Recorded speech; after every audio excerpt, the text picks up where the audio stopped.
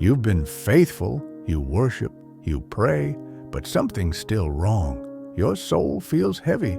Your fire has dimmed. What if it's not outside forces holding you back, but what's silently living inside you? Most believers never notice these first two sins until it's too late. There are 7 ancient spiritual forces known as the deadly sins that doesn't just tempt you, they slowly poison your destiny. But in this video, you'll discover how to recognize them and how to defeat each one God's way. And what's hidden in sin number 5 is what took down kings. Sin number 1, pride. Pride disguises itself as strength, but it isolates you from grace. It says, I don't need help. Lucifer fell because of pride, not weakness. And many believers fall the same way. But Scripture says, God resists the proud, but gives grace to the humble. James 4:6. Want to grow? Learn to kneel. But what happens when pride turns inward? That's when we meet sin number 2, sin number 2. Envy. Envy looks harmless, but it rots your joy. Cain killed Abel because he couldn't handle someone else being favored. How often do you scroll in secret pain asking, why not me? God says, rejoice with those who rejoice. Romans 12:15. The remedy for envy is gratitude. Celebrate others while trusting that your time is coming. But there's one sin that makes envy look gentle. Sin number 3, wrath. Anger doesn't start loud.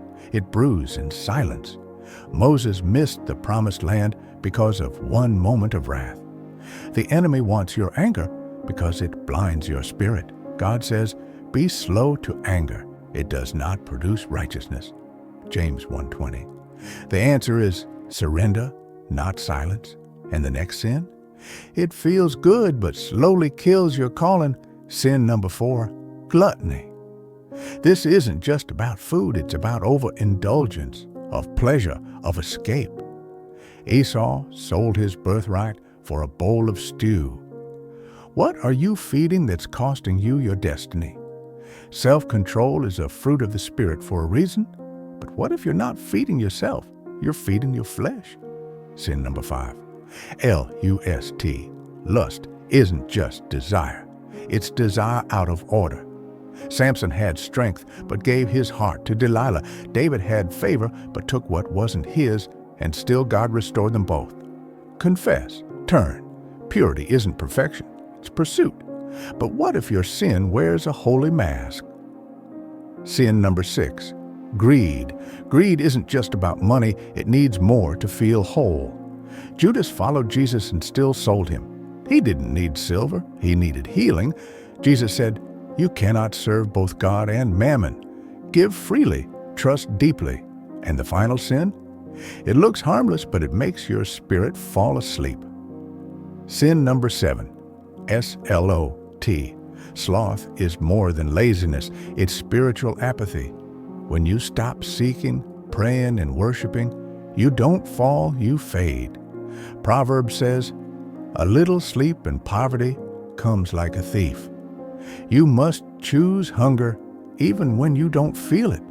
You are not broken beyond repair. God doesn't reveal sin to shame you, but to refine you.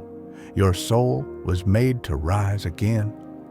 These 7 sins may war against your calling, but they cannot stop what God has written over your life. And your scars, they are not the end of your story. They are the evidence of your deliverance. Think of Paul, a former persecutor turned preacher. He said, I bear on my body the marks of Jesus. Galatians 6:17.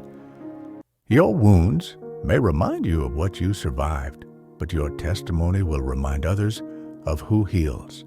Your scars will preach what your lips cannot. Comment below. Break me free, Lord, if this exposed something in your spirit.